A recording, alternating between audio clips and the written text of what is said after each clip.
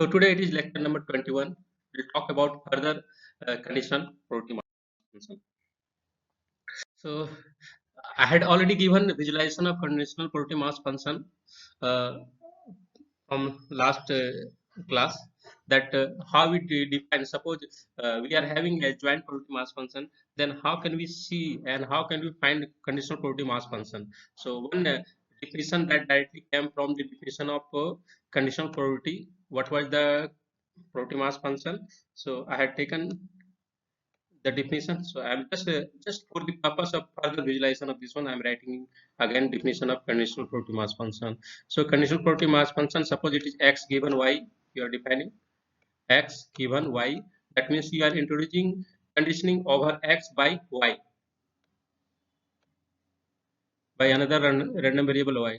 So in simple, you can give notation like this way. So here actually variable here random variable is actually x, where we introduce conditioning by y. That means we have already observed y. So it directly I am writing it. So it can be defined as the ratio of joint probability of x and y divided by the marginal probability of y.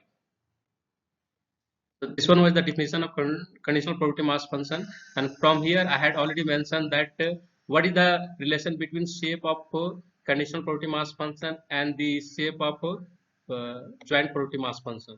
So relation is very much, you can say that you can see it here. Here y is given, so definitely for given y this quantity would be fixed, it would be constant. So remaining thing is that we observe variability in x. So that's way whatever shape the joint probability mass function will have, same shape the conditional probability mass function will have. So shape is invariant with respect to conditioning, invariant with respect to conditioning, that I had already expressed. That suppose y equal to 3 is given and y equal to 3 is given, from that perspective we observe these are the distribution of joint probability mass function for y equal to 3. Now we introduce conditioning over x by y equal to 3. So due to that, what we observe, we need to uh, normalize this probability by this one. That means we need to divide by probability of y equal to 3.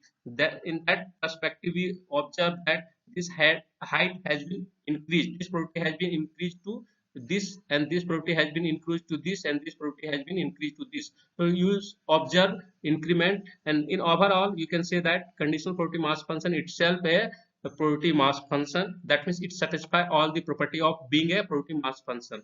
What are those property? You can easily observe that the conditional probability mass function for this x given y equal to 3, it satisfy first non-negative condition. That means x given y equal to 3. So simply I am writing 3. So it satisfies the condition of non-negative greater than equal to 0. Very fine. Second condition, it is satisfying normalizing condition. That means if you take summation of all the conditional probability mass function with respect to x, then summation would be 1. So that we are saying it is also satisfying normalizing condition. So if you take summation of this conditional probability mass function with respect to y, then you will observe that summation would be 1. It would be equal to 1, normalizing condition. And third condition, that you just for few value of x you are trying to find, and easily you can calculate that through the value that x is taking from that set. So third is very simple kind of thing. That means you say that if you are trying to calculate probability that x belongs to random variable, x is taking value from a given y, conditioning again you observe. So this quantity you can say that it can be so equality I'm writing in reverse with this, you can define it. So taking x belongs to the event a, so that you are taking summation over all those x which are coming from the event a. So through that summation you can calculate. So these are the basic properties of being a probability mass function. So it satisfies all those basic three law of the probability mass function. So that's why you can claim that conditional probability mass function that you have already defined, it is actually a probability mass function. So a genuine probability mass function. There is no issue.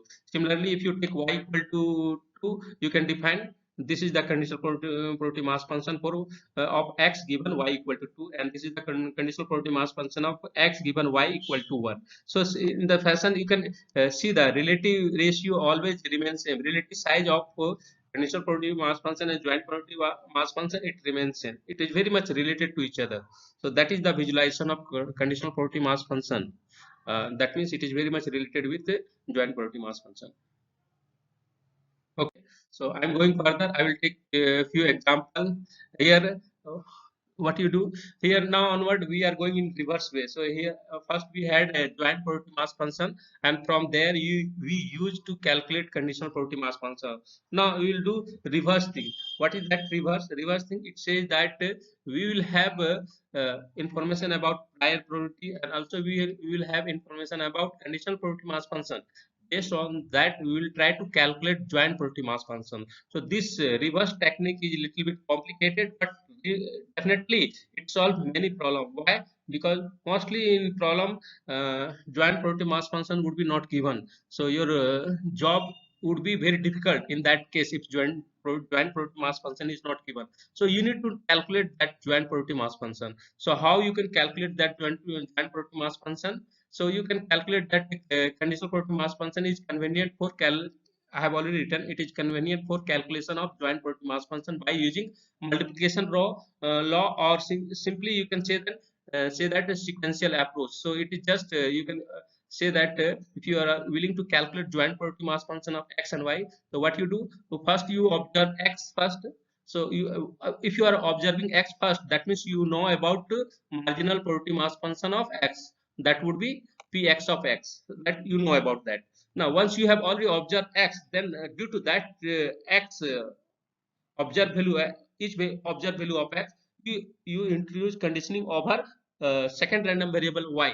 So that's where here conditional probability is coming. That means marginal probability of x into conditional probability of y given x. So for each value of x, we observe subconditioning over y. So this, in this way, this one is a sequential approach. So we can calculate joint probability mass function from this approach. This one is very intuitive in nature and very interesting in order to calculate joint probability mass function of any two random variable in together.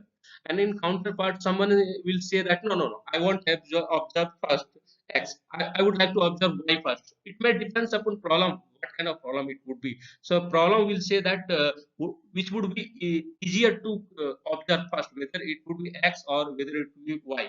Like if you're rolling a two dice together, someone will say that I like first roll a lot. So that person will observe the outcome in the first roll. But someone is saying that no, I like uh, observation of second roll more. So that person will observe y first. So for that second person, scenario or to calculate joint probability would be different. It would be like first second person is calculating y, observing y first. So that means that person came to know about what is the probability mass function, marginal probability mass function of y. Once for each value of observed y, that person again have to observe uh, roll of second dice. So that's as first dice. So that's way you also need to find in that perspective conditional approach is coming. So you have to multiply conditional probability mass function of x for each value of y.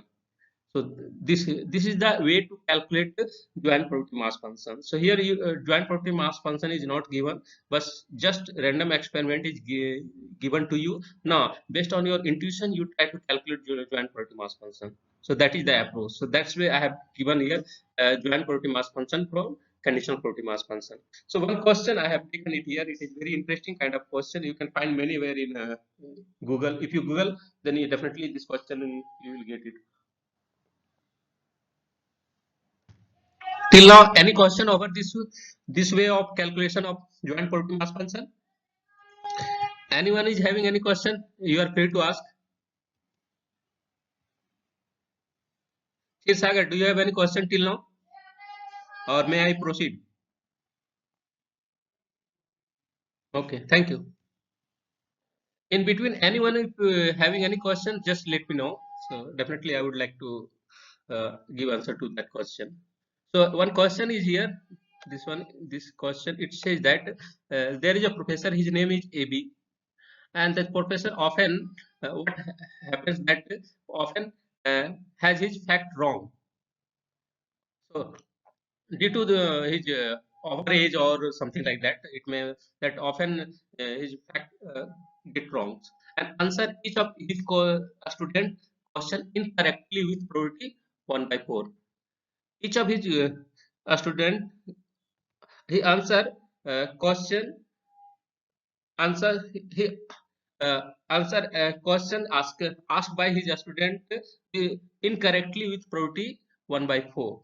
Probability of uh, uh, that answer would be wrong, it is 1/4, and that what is happening, it is independent of other questions. So whatever, if someone, a student is asking one question, then probability of being wrong answer, it would be 1/4, and that probability would be independent of other question. Okay, there is no dependency. In each lecture, the professor AB is asked either zero question or one question or two question with probability 1/3. So there are three questions, all are equally likely. So in each lecture, that Professor AB asking three questions, zero, one, either that question may either he will ask zero question or he will ask one question or two question with equal probability. Okay. So let x be the random variable. It is dealing with number of question AB is asked. Okay, x is number of question AB is asked. This is the first variable. So what are the possible value of x? So possible value of x would be either x will ask zero question, or x will ask one question, or x will ask two question. So your marginal probability. So you are having idea of marginal probability distribution. So what is marginal probability distribution of x? It would be 1/3. All are equally likely. The probability is given here. So 1/3 it would be. So very fine. This you come to know from the question itself. You come to know what is the marginal distribution probability mass function of x. That one is 1/3. Second, it is saying that y second random variable y. It is talking that the professor AB answers wrong in the given lecture. So number of questions the professor, it is y is talking about number of questions the professor AB answer wrongly in a given lecture. So what are the possible value of y? It would be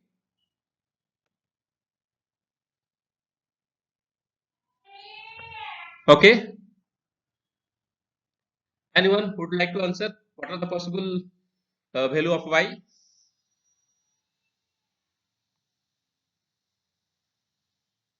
Okay, forget about it. I will answer would be in the next slide. You will see that. So our job is that we have to find the joint PMF. So for each value x, we have to find conditional probability of y, and just multiplying marginal probability of x and conditional probability y, then we can calculate the joint probability. So the joint probability can be calculated using sequential approach, that what I had already discussed here. Through this approach. So here we will go for this approach because x is given first. X is already given, and y would be x introduced conditioning over y. So we will go with this formula. So you can observe like this way. Suppose uh, these are the scenario. You can observe it like this way. Uh, so from the picture, you might have already clear that. So value of y would be also 0, 1, 2, 0, 1, 2. These are the possible value of y. Now for the case where one question is asked and that question went wrong, answer of that question went wrong. So this is a joint activity. You can observe that and is always, when and uh, conjunction word is there, then it always talking about joint activity. So here one question is asked. That means it is talking about x, random variable x, and that answer went wrong. This is talking about second random variable y. So that means you are willing to, here x is equal to 1 and also y equal to 1.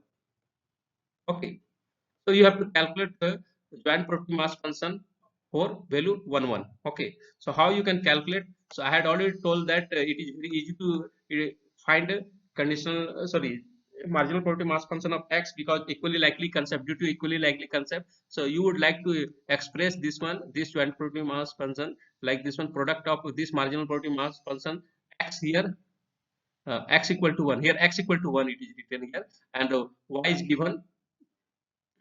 For given x, we try to find probability of y.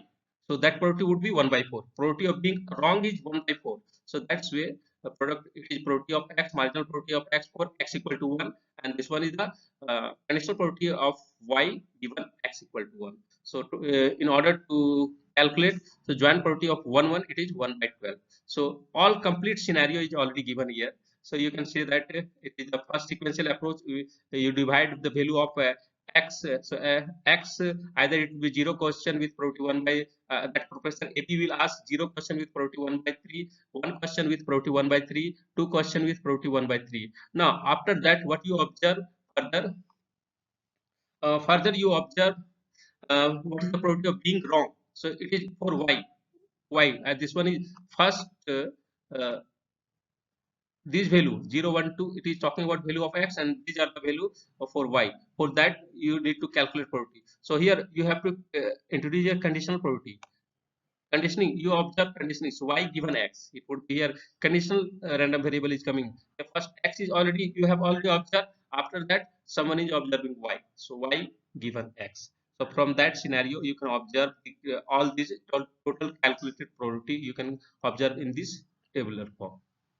In the tabular form it is already given. Either you go for this approach, this branch approach or tree approach is very interesting in order to calculate joint probability mass function by using conditional probability mass function, or you can directly calculate and put all these value in this table, in this tabular form. So this is very interesting from the perspective that once you have already calculated the joint probability mass function, from there you can derive whatever probability mass function you need. That, like if you need marginal of x, then you can easily get marginal probability of x. If you need marginal probability of y, you can get marginal probability of y. If you need conditional probability of x, then you can get conditional probability of x given y. If you need conditional probability of y given x, you can also calculate. So you various probability mass function you can calculate from the table. So first calculate this one, and from there put it in the table and get the so this tree is giving all the possible joint probability mass function. So at the leaf, you will get, so these are the leaf, you can say that these are the leaf. So at the leaf you can observe all the probability mass function. Okay, so this is the scenario to calculate joint probability mass function from the given probability mass function, conditional probability mass function and marginal probability mass function. So now we are having another question. It is saying that consider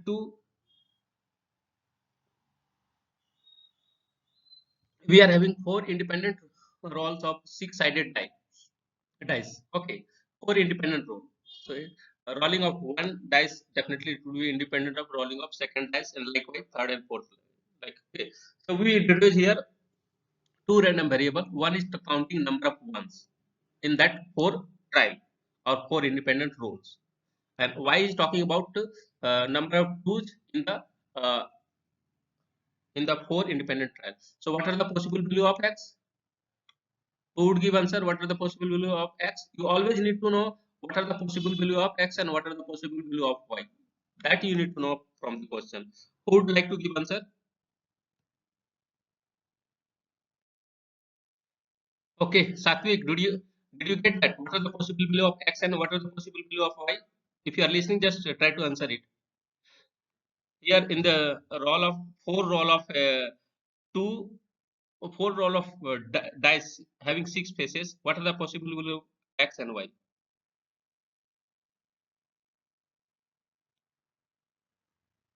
Satvik, are you listening me or not?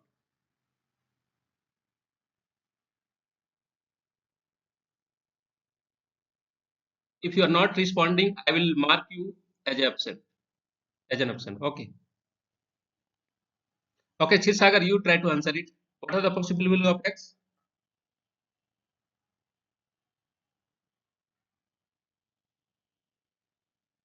Chirsagar, you don't know. It is, yes. What is the problem? Tell me, what is the problem? Why you don't know? Whether example is clear to you or not?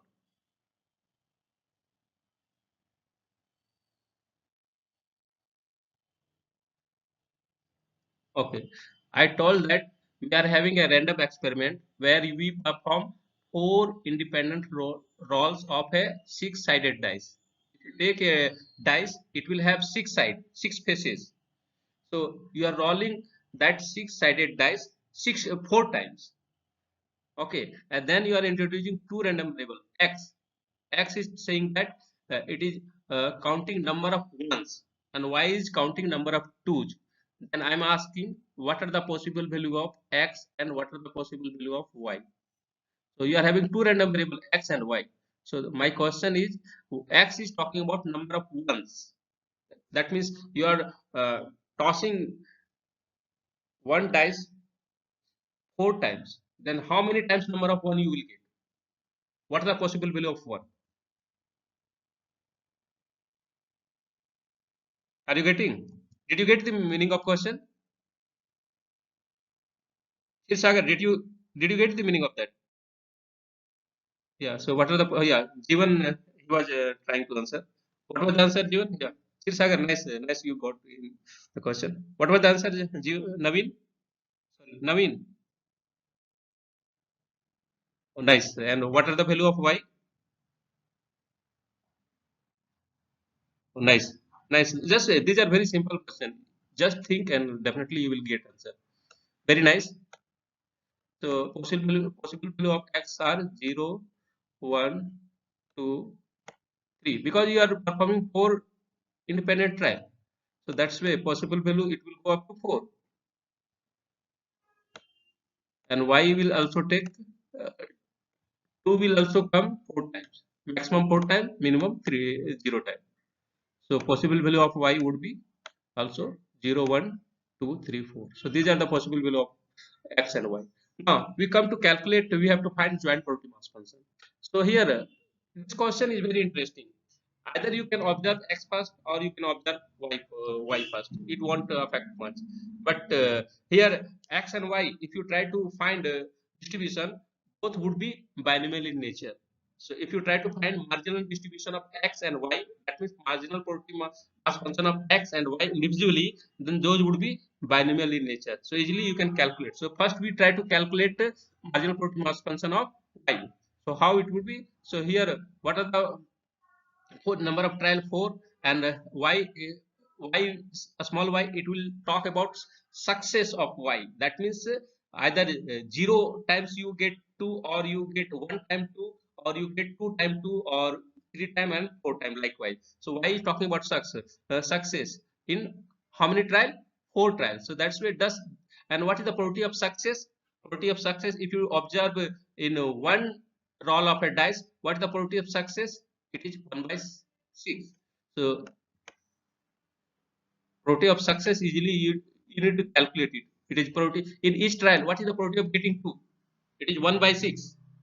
In each trial of rolling a dice, what is the probability of success? It would be 1 by 6. Out of 6 possibility, 2 is only 1. So that's why probability of getting 2 it would be 1 by 6. So that's why probability of success that we are saying that it is 1 by 6. So here we are saying that in binomial distribution, y success out of 4 trial into probability of success, that means to the power y. That means suppose y succeed 4 y times, so that means p into q, it will go up to y into. Also if some success is happening, so success is happening in the cost of failure of others. So that's why this 5 by 6, it is the probability of failure. So or simply you can say that q. So it is simply a binomial distribution of y. If you observe y, then probability mass function of y is a actually binomial distribution. So this is the probability mass function of y. Now to compute conditional probability mass function of x given y, so for each observed x you have to find the conditional probability of y x. For each observed y you have to find the conditional probability of x. So we have to note down uh, random variable y equal to a small y. We have already observed that, and x is the number of ones in the remaining 4 minus y roll, remaining in the 4 minus y roll. Okay, so each of which can take the now what it will so there two you have already observed 2 y equal to 2, you have already observed. And what is the question of remaining uh, probability of success in the remaining event. Probability of success, what would be? So in order to get probability of success, you have to observe only these things, because 2 y equal to 2 you have already observed. So these are the possibility here. So here probability of success would be each one, here all these 5 faces are equally likely except 2 because 2 you have already observed. So from that perspective, the probability of success would be 1 by 5. So call it p dash. P dash. This is the probability of success for uh, random variable x given y, when y equal to 2 you have already observed. So from that point, so the second probability of success. From here, what would be conditional probability mass function? So here, what is the in a total number of trial would be 4 minus y, because y have you have already observed. So how many times y you observe it, you have to reduce from the number of trial. So that's why for out of 4 minus y trial, x is happening. X is talking about number of success, and so that's why here just this binomial coefficient is coming 4 minus y uh, x into, and it will how many times you observe success, x time. And what is the probability of success? It is 1 by 4. So this is the probability of success. When probability of success is happening, at the same time definitely failure is also happening. So that's why you have to multiply with probability of failure. So this is 4 by 5 is probability of failure. So how many times? 4 minus y minus x. So this is the conditional probability of x given y. Now multiply this marginal probability with this conditional probability, you will get your joint probability mass function. So this is the approach to calculate joint probability mass function. So here direct I have written the formula for joint probability mass function for this random experiment. When you are performing uh, 4 independent roll of a single 6-facet dice. So this is a joint probability mass function. So you are getting a very concrete or explicit formula for the joint probability mass function. It is not always possible for every joint random variable kind of things. It is not always possible, but we have to come across to see that we are having one formula for here. For this problem, we come across to see that you can observe further that joint value of, so when joint value of x and y, the summation of x plus y, it is less than equal to 4, it is taking this probability. But why? Because of this quantity. You can observe it here. It must be in order to uh, it must be so minimum value it would take 0, and maximum value it will go up to 4. So 4. So from here you can deduce that if x is taking x plus y summation happens to be greater than 4, then what would be scenario would be the joint probability mass function would be 0, or otherwise joint probability mass function would be 0.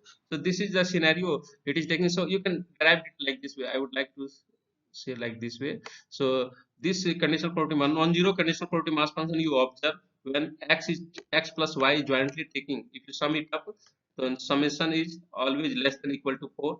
In that case, you are getting definitely least value of sum would be 0. It is bounded above. Otherwise joint probability mass function be 0. It would be 0 otherwise. So this is the joint probability mass function for last example. So there is another problem I have already taken. Several problems you can observe it here. Okay. So now we are taking another example. Consider a transmitter that is sending messages over a computer network. Okay. Let us define the following random variable x. So x is talking about travel time of a given message. So x is talking about travel time of a given, how much time it is taking while traveling. Okay. Y is talking about length of the given message. What is the length of the message? How much length? So message, suppose if message you are sending in a binary code like 0111 and 2. So you people might be aware of the process, how to find length of a given message. So those things. So that length of a message always it would be random in nature. So it is random in nature, and the travel time of a given message, how much time it is taking, and then that would be also random in nature. So you are having two random variable x and y. So here question is that we have to find marginal probability mass function, we have to find conditional probability mass function, and then we know these two, we can find joint probability mass function. Okay, so this is the scenario. It is a little bit complicated kind of question. So if something there is a complication, then we need to assume some kind of assumption. We have to assume something there in order to simplify the problem. So we assume that the length of the message can take uh, two possible values. One, it would be 10 to the power 2 bytes with probability 5 by 6. Another with probability 10 to the power 4 bytes with probability 1 by 6. So we can say that what is the distribution of y? That means length. It is taking 10 to the power. It is binary nature length. So there are two kind of either it would be 10 to the power 2 kind of bytes, or it would be 10 to the power 4 bytes. Okay, that is the scenario. 10 to the 10 to the power 2 byte with probability 5 by 6 mostly. So mostly it happens to be 10 to the power 4, and 10 to the power 4 byte with probability 1 by 6. So this is assumption. Here don't ask a question like that how it came. It is an assumption. So one person that those are very much good in communication, they can answer why such kind of assumption is taken care of. Those person can answer. So we assume that the travel time x of the message depends on its length y. Okay, definitely it will depend on length y, because dependency would come, and congestion level of the network at the time of transmission. So in particular, the travel time is 10 to the power minus 4 y second with probability 1 by 2, 10 to the power minus 3 y second with probability 1 by 3, and 10 to the power minus 2 uh, y second with probability 1 by 6. So here all these are what these are conditional probability. Okay, so it is we observe that that travel time x has been conditioned by the length of the message y. It has been conditioned by, so that's why it is what. So this is conditional probability mass function of x given y. Conditional probability mass function of x given y. Okay, this is the scenario. Conditional for each value of y, we are getting a conditional probability mass function. If you are taking y equal to 10 to the power 2, you are getting this conditional probability mass function. If you are getting y equal to 10 to the power 4, then this is the conditional probability mass function. And I have already mentioned that each conditional probability mass function happens to be a probability mass function, that it satisfies all the property of uh, being a probability mass function. Why? Because you can observe that all the value of probability mass function, this conditional probability mass function, are greater than equal to 0. If you sum it up, summation would be 1. 1 by 2 plus 1 by 3 plus 1 by 6, sum it will lead to 1. Here similarly, if you taking y equal to 10 to the power 4, again you can sum up and summation would be 1, and all the probability here you can observe that greater than equal to 0. So this is the scenario of conditional probability mass function. Now question is coming that we have to find joint probability mass function, or another question is coming in sense that we have to find simply joint probability mass function is, it is directly talking about probability mass function of x. So how here question directly actually question should be that we have to find probability mass function of x. So here we are applying what law? Total probability law. This one is coming from total probability law. That means we are having a random variable, uh, uh, two random variable x and y. Okay, so always each random variable, if it is a discrete. So here till now we are discussing about only discrete random variable. I haven't discussed about continuous random variable. So always each random variable, it introduce what? It introduce partition. If you take a pre-image of a random variable to sample a space of the corresponding random experiment, and what you observe, you always observe that it always introduce. So suppose you can observe like this way. This is the value of a random variable, so call it to y1 and y2. Here y is taking two value, y1 is 10 to the power 2 and y2 is 10 to the power you can say that 10 to the power 2, 10 to the power 2 bytes, and y2 is 10 to the power 4 byte. Two kind of length y is having, that message is having. So y, we will find a pre-image here. So this would be, call it a1, and y2 also it will find a pre-image, this call it e2, a2. So always if you are having a discrete random variable, and if you try to find pre-images of each value of random variable, in the sample space, then pre-image introduce a partition of the sample space. So that's why here it introduces partitioning of sample space. Now you observe, so you are having x, a random variable, x taking value. So if you try to find further, so how you can suppose this one is x is coming like this way, pre-image of x is coming like this way. Okay, so this partition also bring partition of the event x as well. So from there you can introduce conditional probability, total law of total probability. So it is just derivation from law of total probability. You can write that probability, marginal probability mass function of x. It is just you take joint probability mass function. So it is what? It is joint probability mass function, and here exhaust y. Take summation with respect to y.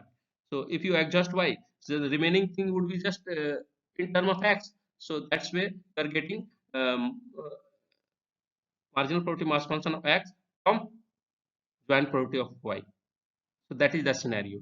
Here question should be there. We have to find probability mass function of x. Question, it should not be that there are two questions. One question is that you have to find joint probability mass function. So till now you know about distribution of y, you know of distribution of x, but you don't know distribution of you know distribution of y, you know distribution of x given y, but you don't know distribution of x.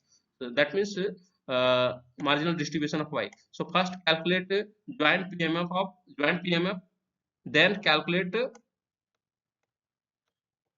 marginal PMF. Once you are having joint PMF, so do marginalization and then calculate marginal PMF of x. So here question was uh, about this finding marginal PMF of x.